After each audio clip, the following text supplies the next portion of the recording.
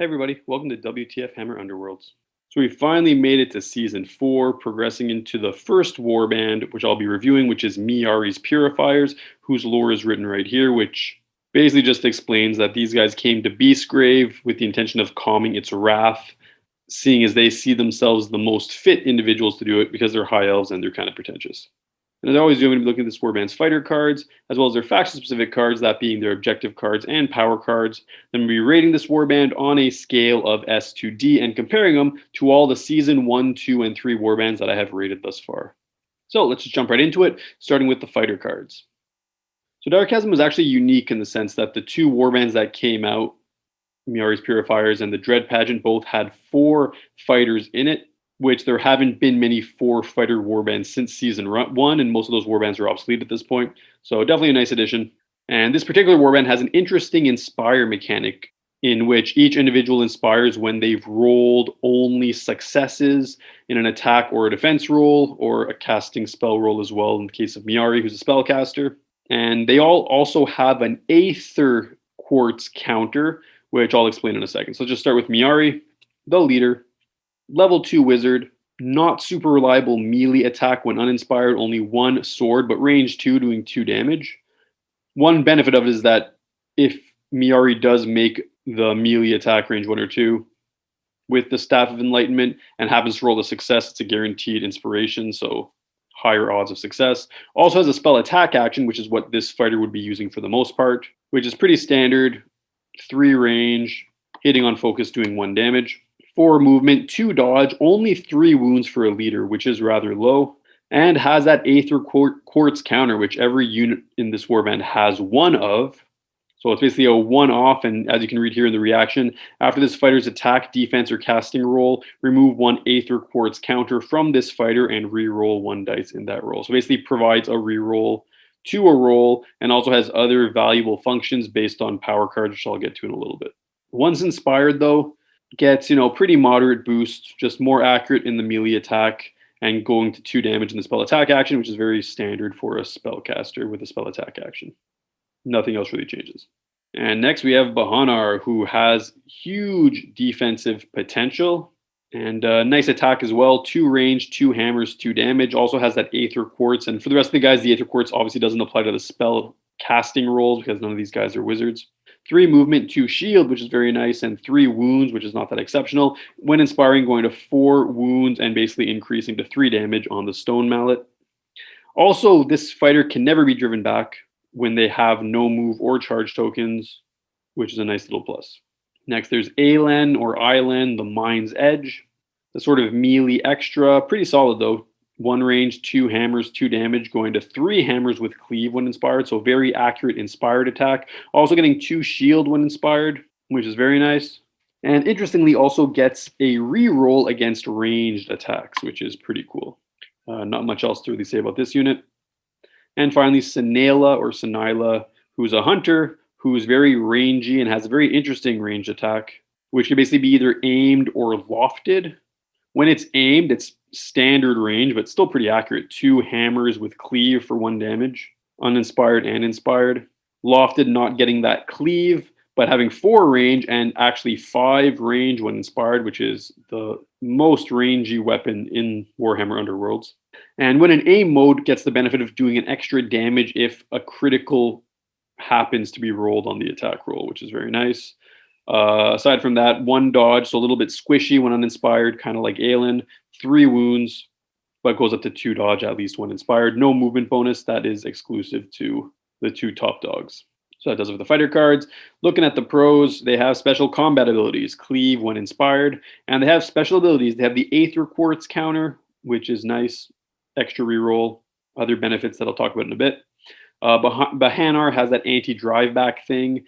Aelin has that defensive reroll against range attacks. They have a spellcaster. They have decent movement. They have good defense, particularly when inspired. Range capabilities with very long range in the case of Sinela.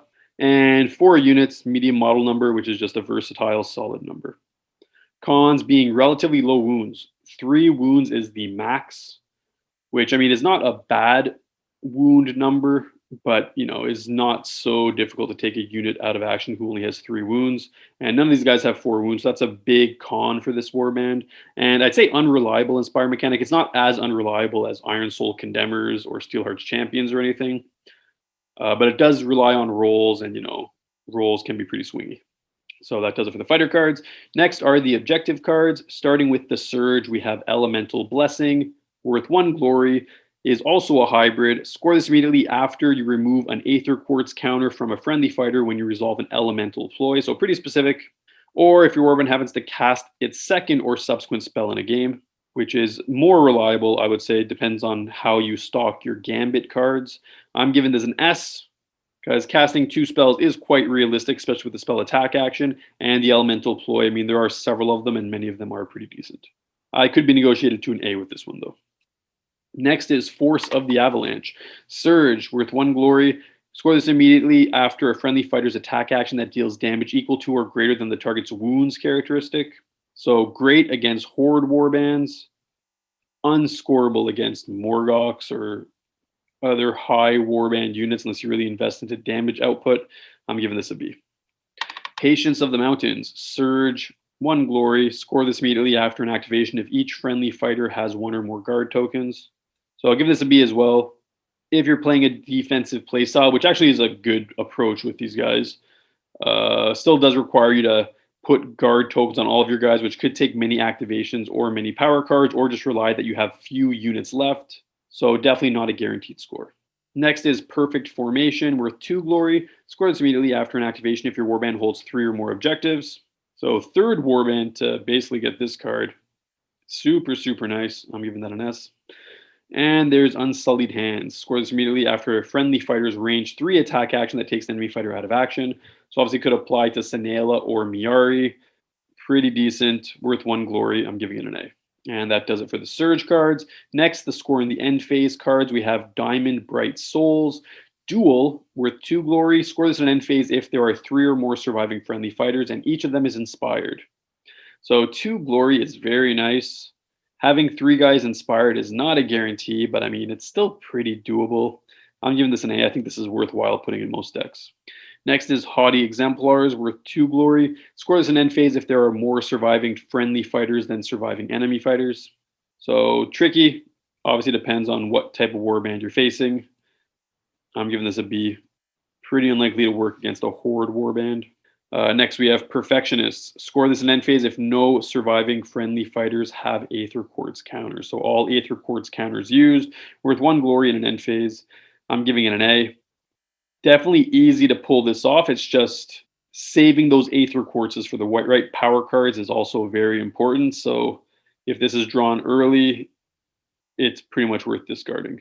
Next, Purifying Light. Scores an end phase if your leader holds an objective, worth 1 glory. That's easy, given an A.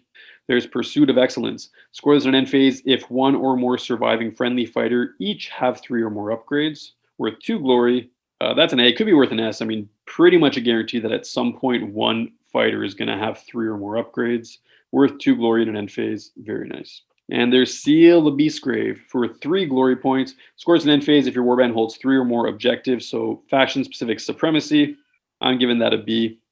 Could be worth an A, because if you compile this with the actual supremacy and their score immediately card for holding objective and stuff, these guys could really pull in a lot of glory from holding objective cards. But, I mean, at least in the current meta, there's lots of mechanics to prevent holding objectives, especially in an end phase. So I just don't find Supremacy super reliable, and these guys don't have too many push cards to facilitate it. So I just got to give this a B. Finally, there's Vaunted Speed. Score this in end phase if a surviving friendly fighter has a higher move characteristic than any other surviving fighter. I'm giving that a B as well. Requires lots of investment. These guys are not inherently that fast. They're not slow, but they're definitely not Scathe or Skaven speedy or anything like that.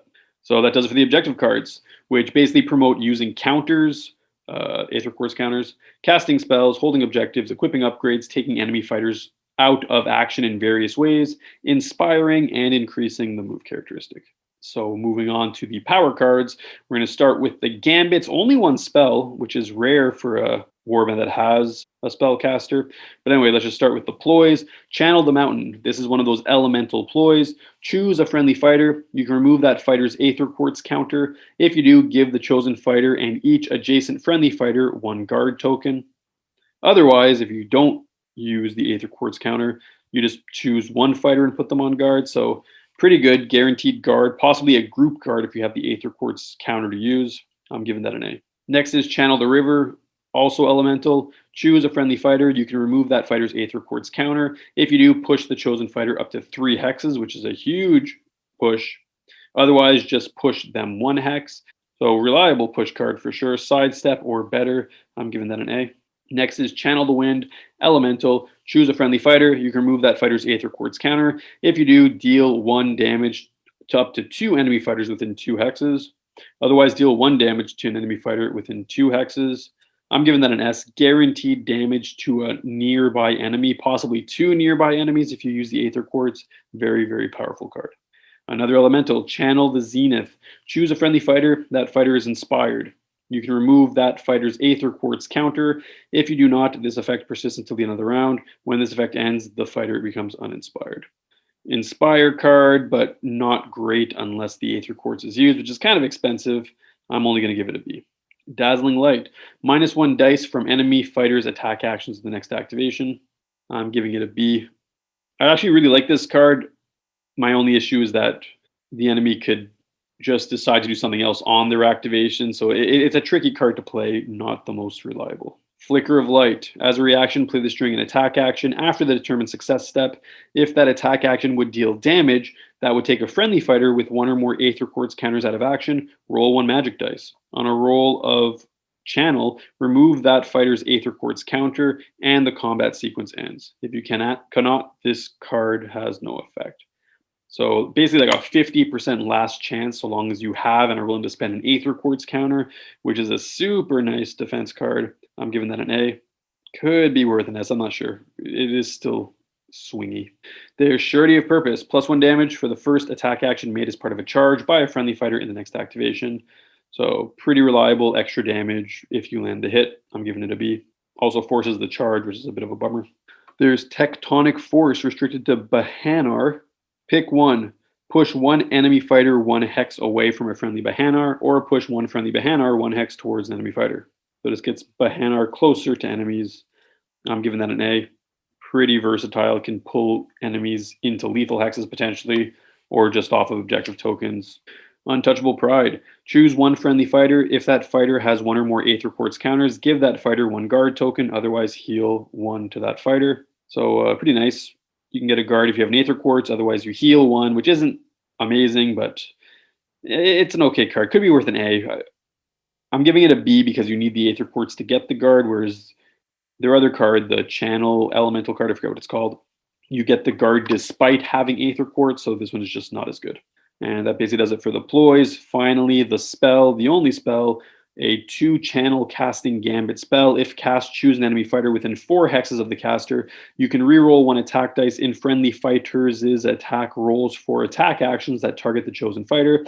This effect persists until the end of the round or until the chosen fighter is taken out of action. So I'm giving this a C. Hard to cast. Does provide rerolls for the round when attacking that fighter. So good if you're playing against Mollog or Slack-a-Slash or Hrothgorn or some warband that really relies on their leader or just their toughest unit, but just not that reliable to cast, not that amazing. So that does it for the gambits, which typically promote getting guard tokens, pushing friendly and enemy fighters, dealing damage, inspiring, reducing enemy accuracy, avoiding and increasing damage, healing, and increasing accuracy. And finally, moving on to the upgrades, we have Balanced Soul, restricted to Myari, who, once equipped, can reroll 1 magic dice in their casting rolls and spell attack action rolls. So super nice. Giving that an S, definitely going into every deck. Heartstone Amulet, very nice. A damage reduction 1, can apply to any fighter, giving that one an S as well. When applied to Bahanar, when he's super decked out, becomes very powerful. There's Heightened Reflexes, which gives +1 move. If and as reaction, use this after an enemy fighter's attack action. Remove this fighter's Aether Quartz counter. If you do, this fighter makes an attack action that targets that enemy fighter, then discard this card. So guaranteed +1 move. And if you have an Aether Quartz and are willing to spend it, can get a free swing once. So nice card. I'm giving it an A. There's Heightened Senses. You can reroll one attack dice in this fighter's attack actions, which is super reliable. And similar to Heightened Reflexes, as a reaction, you could use this during a fighter's attack action. After the attack roll, remove the Aether Quartz counter, and then that attack action has Cleave and Ensnare until it is resolved. Especially nice considering the timing that you could determine what your roll is before committing to use the Aether Quartz. I'm going to give that an A. Could be worth an S. Probably is actually worth an S. Next is Magical Boost, restricted to Myari, basically. This fighter cannot be dealt damage by Backlash, which is cool. And as a reaction, use this during a fighter's casting roll. Before rolling the dice, remove this fighter's Aether Quartz counter. If you do, roll one additional magic dice in that casting roll, then discard this card. So it can get you an extra die once. Always immune to Backlash unless you discard this card. I'm going to give it an A. Mountain Stance for Bahanar. Cleave cannot affect this fighter's defense rolls, which is pretty awesome. And he gets +1 damage to his range 1 and 2 attack actions if this fighter has no move or charge tokens. I'm giving this an S. Makes him very hard to hit, and then the extra damage is really just icing on the cake. Mountain's Gift. If this fighter has one or more Aether Quartz counters, this fighter is on guard.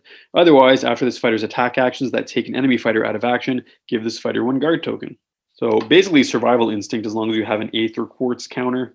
And then you can still get guard even if you happen to have used the Aether Quartz counter. I'm going to give that an A. So you can kind of see how valuable the Aether Quartz counters are to keep and use at the most opportune times. Scry Owl Familiar, restricted to Myari, has line of sight to all other fighters, which is pretty cool. Makes for interesting dynamics with just choosing boards with blocked hexes all over the place, putting Myari in a practical place, and then just shooting spell attack actions.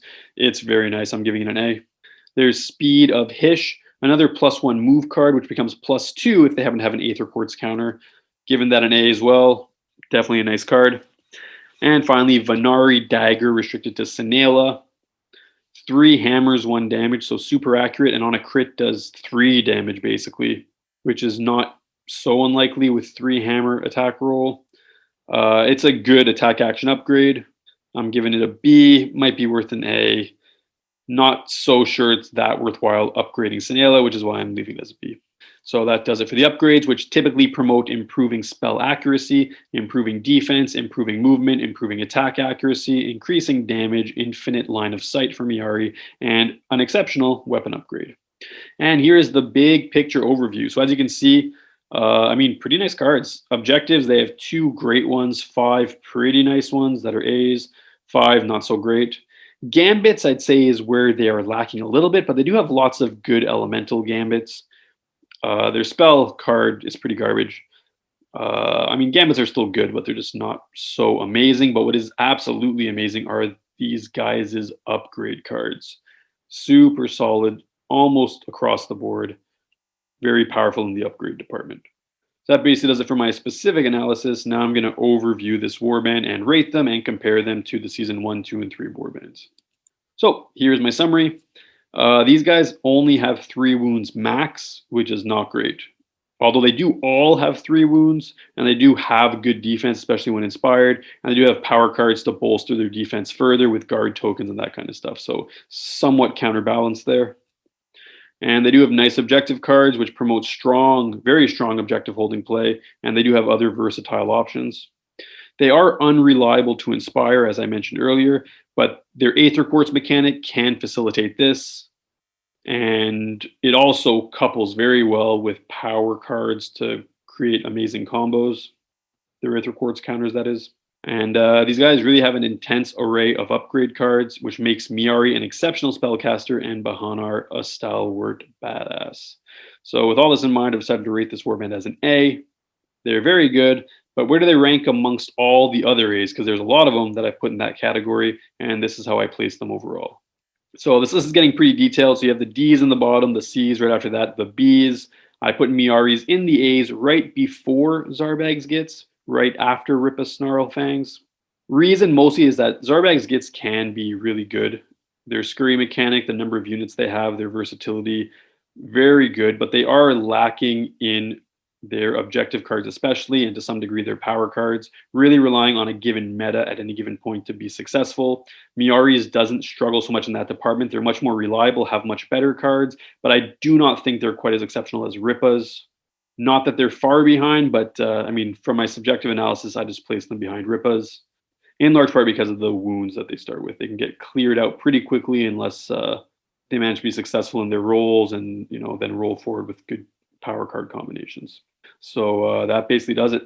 Hope you guys enjoyed. If you have any thoughts or suggestions, please comment below, and please like and subscribe if you enjoyed this video. I'm going to be rolling forward the next 2 weeks covering the Dread Pageant and then Kagra's Ravagers as well. So working towards making those videos. Those will be released in the next 2 weeks. So I hope you guys stay tuned for that. Hope you guys enjoyed, and I hope you all have a nice day.